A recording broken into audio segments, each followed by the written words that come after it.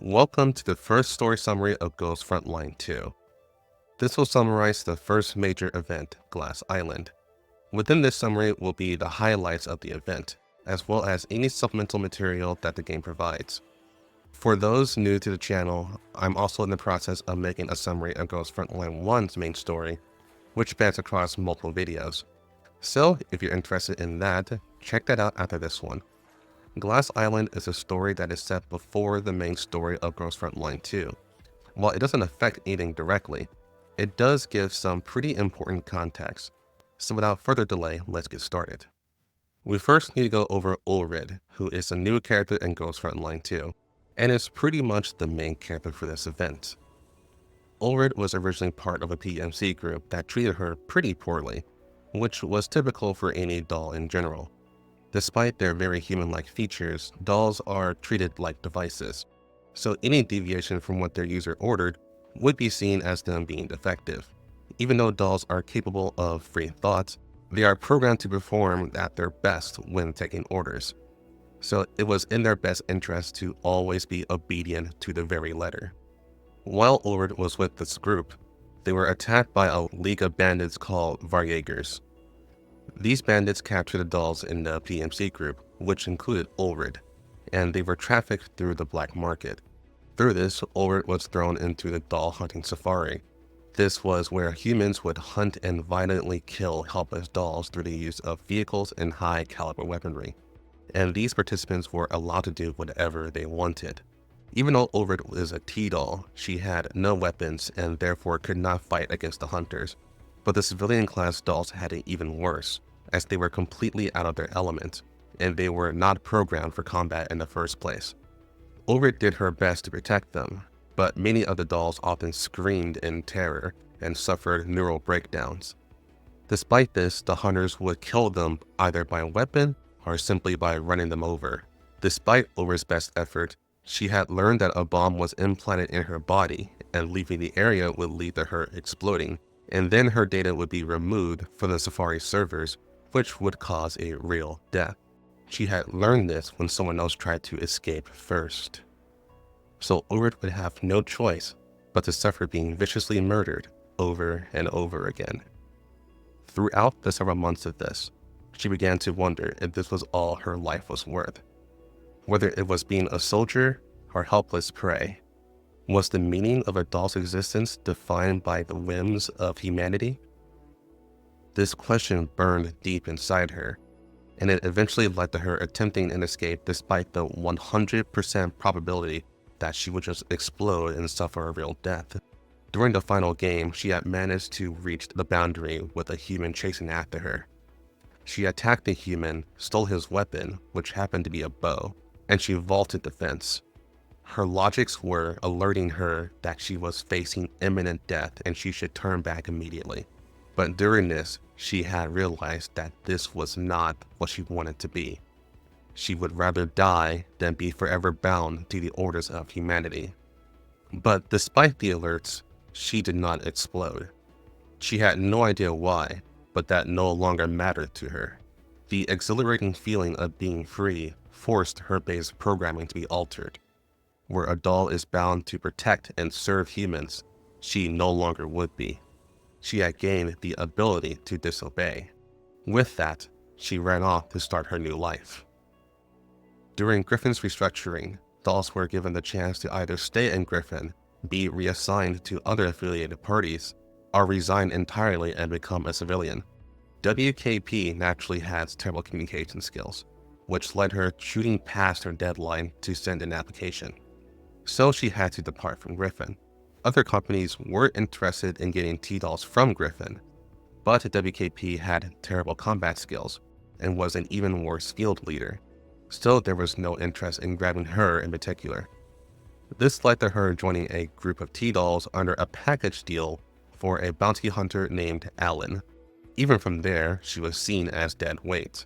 Combined with her personality making her incapable of having a decent conversation, Alan saw no use for her and sent WKP off to die during a mission. But Ulrid, the most powerful T-doll under the bounty hunter, always went out of her way to protect her and convince Alan that she is indeed useful. Despite being under his command, Ulrich would constantly disobey him for the sake of protecting her fellow dolls. Thanks to this, Alan took drastic measures and abandoned WKP, Ulrich, and several other T-dolls in the Yellow Zone, under the guise that he would come back for them. Thanks to this being framed as an order, the dolls were compelled to comply. Ulrich and WKP, however, had the ability to see that this could have been a death sentence. Though it was very difficult to override Alan's command, they managed to convince the other dolls to come together and forge the doll community. One of these dolls in the community was Lotta, who was the only survivor of a previous bounty hunter group and had to overcome her survivor's guilt. Similarly, Suomi, a Griffin veteran, was also found alone, as she had been searching for the commander until exhaustion. Much later down the line, they saved, oh boy, I'll try my best here, Dushevnya, who was found in a completely inoperable state and had lost her memories of her time in Griffin as KSVK. Despite this, the name Commander still brought her much joy. Dushevnya does have more information behind what happened to her, but since it's barely touched on for this event, I'm going to save that for another time. During their struggle for survival, Ulrich and WKP set up a democratic voting system for any and all community-wide decisions. One of these decisions involved staying at the designated spot that Alan left them at. WKP predicted that staying would eventually lead to everyone losing power and dying as a result. But the community was too scared to leave their spot, not wanting to risk the dangers. While Ulrich fully agreed with WKP, their voting system meant their peers had to be convinced as well. WKP tried to find ways to mitigate this problem, but an issue arose when Suomi rescued an injured bounty hunter. Ulrich's distaste for humans was apparent, but Suomi couldn't help but think the person could have been the commander. Unfortunately for her, it wasn't. Instead, the bounty hunter was named Charlotte, and she almost died to the harsh conditions of the Yellow Zone. After taking her in, WKP suggested to Ulrich that they either dispose of her or relocate entirely. To WKP, it was very likely that she would sell them out since they were just a bunch of dolls. Ulrich agreed with her, but it would have to come down to a vote. WKP didn't agree with this at all, as the dolls here are programmed to trust and service humans, and they haven't experienced betrayal from a human before. They would undoubtedly vote to help her. Since the voting system was just established, there'd be no harm in Ulrich superseding it with her own authority, since everyone wholeheartedly trusted her. But Ulrich ultimately disagreed with this, as it would just look bad since she was the one who established the system in the first place. She put forward the vote, and as WKP predicted, the dolls unanimously agreed to help Charlotte. She was nursed back to health, and after Charlotte woke up, she thanked the dolls, asked some pointed questions, and left a few days later. 5 days afterward, a team of bounty hunters approached the base and attacked the doll community. This led to a rather intense battle, with both sides suffering heavy losses. The battle ended with the doll community's victory, but only barely. WKP managed to use her skills to hold off a portion of the hunters on her own, while Ulrich's force shaved off the bulk of the invaders, but it led to WKP taking heavy damage. By the time Ulrich got to her, she had shut down. This experience served as a grim reality check for the doll community, and now with them more distrustful of humans, they agreed to relocate. There was enough spare parts to get WKP back under working condition, so she was repaired the next day. However, the parts they had to use were awful, and it would not be enough for WKP to maintain her software. Her body was constantly overloading due to the data she needed to keep operating, and constant usage of it would eventually cause her neurocloud to crash, and there was a high likelihood she would lose all of her data and suffer a real death. This led to two options. She could decide to allow her software in her neurocloud to be rewritten, and then go through a reset. The downside to this is, thanks to the lack of proper equipment, they couldn't guarantee her neurocloud won't melt down if she utilizes her maximum capabilities. The other option is to just outright remove non-essential components in her neurocloud to lighten the workload on her body, but it would entirely remove her combat capabilities. Due to the likelihood of a neural crash with option 1, Ulrid openly argued with her to pick option 2. But after witnessing all of the damage she constantly faced in battle, WKP wished to help Ulrid. Thus, she picked option 1, with only one minor change: to just ignore the restart. While the risk was still there, this allowed her to stay operational, and she went from using a pistol to holding a Gatling gun. With it, she became a drastically better fighter. When they established the new base, WKP, now called Lithra, officially became Ulrid's trusted advisor. Unfortunately, the base had limited resources. For a long time, the dog community has had to scavenge to no avail, and despite winning all of their encounters versus the Elid, repairs would eat up even more of their resources. It got to the point where nearly half of their members had to go into hibernation mode to save resources. They called it hibernation mode to not make it feel permanent, but in reality they were fully shutting down. If that wasn't enough, they were between a rock and a hard place. Heading deeper into the fields would eventually lead to them going into the red zone, where the harsh environment would actually start to affect the dolls. Fortunately for them, they managed to find a power plant that was full of supplies. But they would have to fight through Elids and get past a defense system. So they had two options: go into the red zone and hope for the best, or scavenge the power plant and potentially face more losses. Thanks to the incident with Charlotte, a lot of the dolls were just not comfortable with voting in the first place, and they began declining to vote. This became enough of a trend that getting a 51% majority vote would be impossible.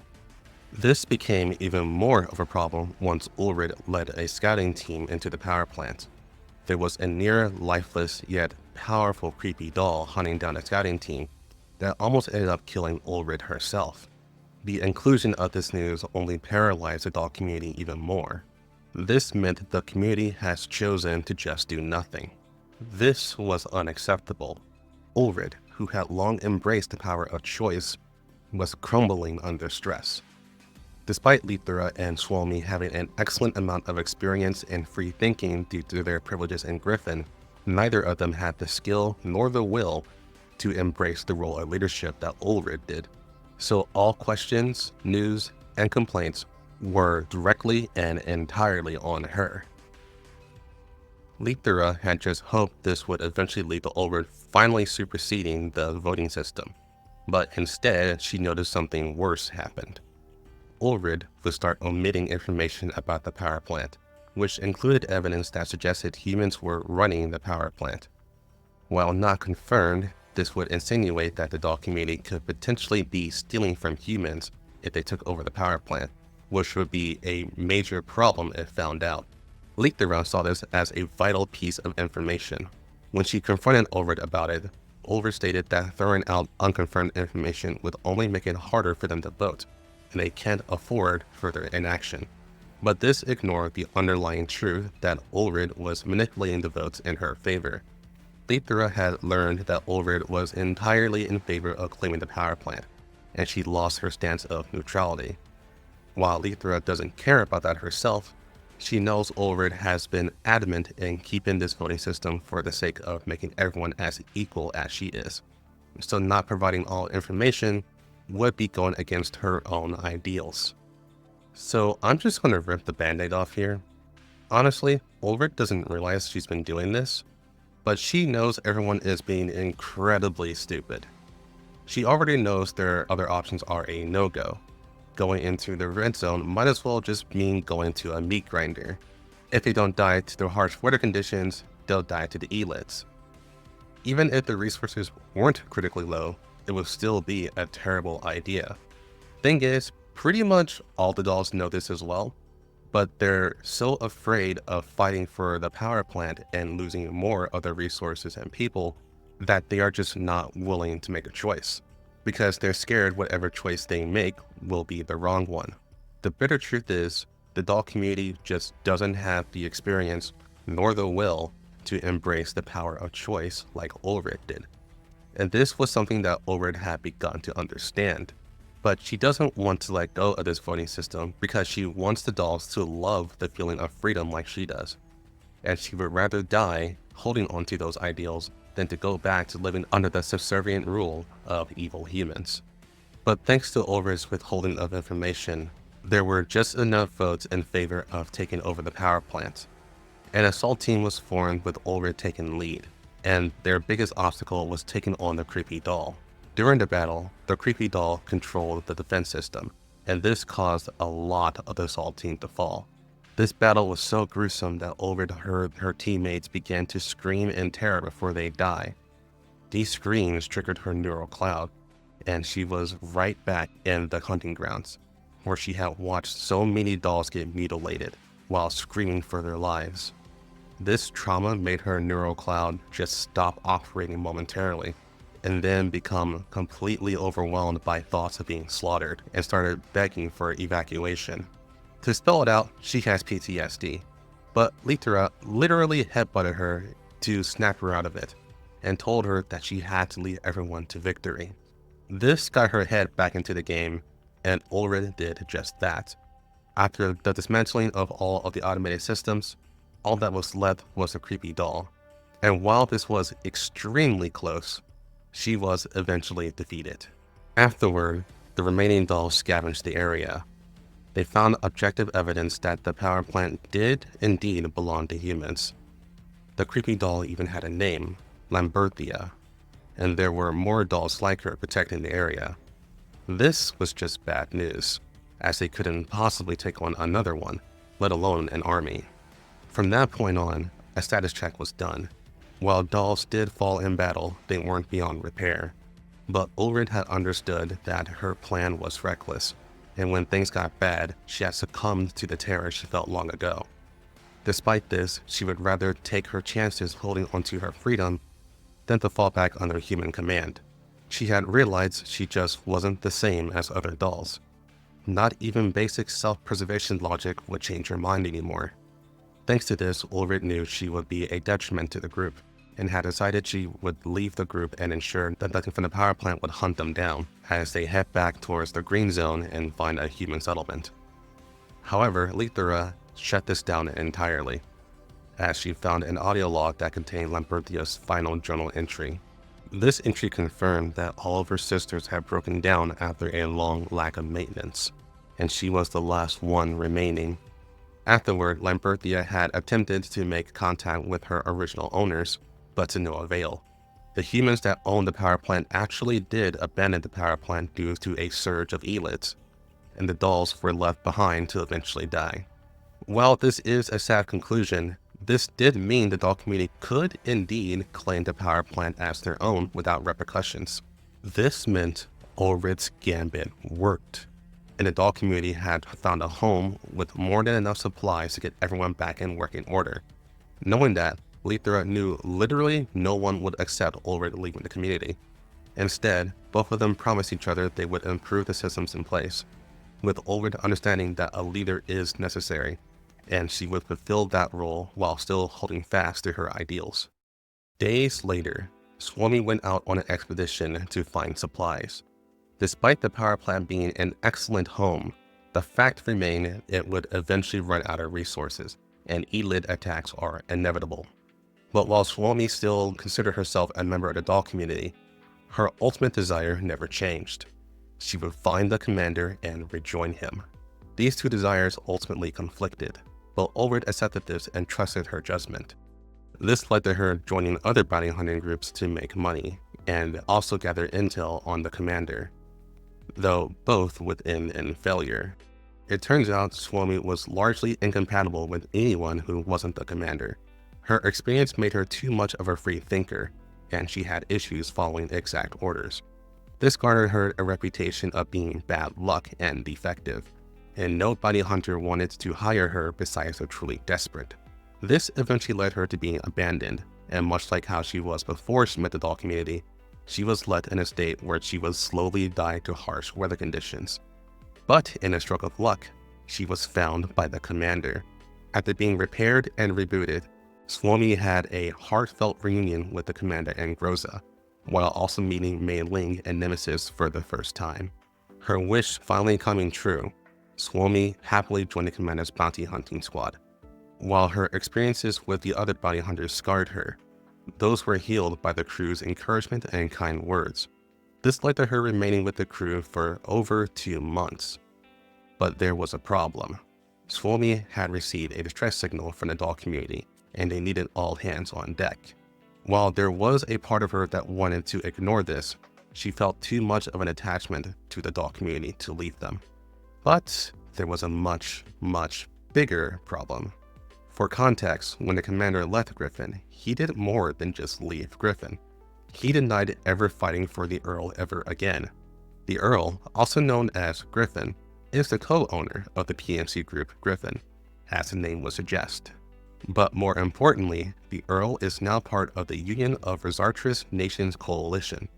The URNC has complete and total power over Europe and Asia, and one of the ways to make that work was to heavily downsize, if not outright disband, all PMC groups, which included Griffin.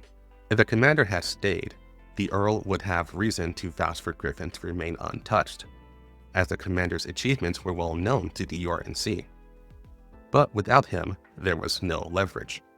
Instead, Griffin was heavily downsized, and the T-Dolls under the Griffin name fell under a contract that no contact with the commander was to be made under any circumstance. The only exception to this rule is Groza. The reason behind this requires a video of its own. But both the commander and Suomi are aware of this contract, and even though this was just a chance encounter, this was a direct violation nonetheless. The commander had received a direct warning from the URNC after these 2 months, informing him to, and I quote, "Please remember that you chose to run away." After Suomi learned of this warning, she knew she had to leave. But after learning of the Dolls community's troubles with supplies and security, the commander and Groza agreed they couldn't let Suomi leave without doing something. While they couldn't help her as a Griffin T-Doll, there was a loophole. The doll community is not affiliated with Griffin, and if Suomi happened to be a member of the doll community, that leaves her, as well as other Griffin T-Dolls, within a gray area. The doll community would have to agree to be held by the commander. But if everything went well, they could all join the commander's bounty hunting group. But this would have to be played right.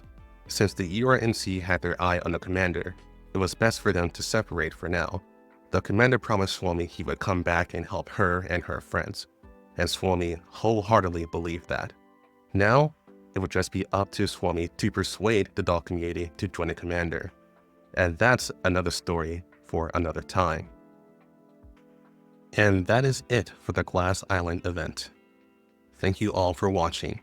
I will see you next time.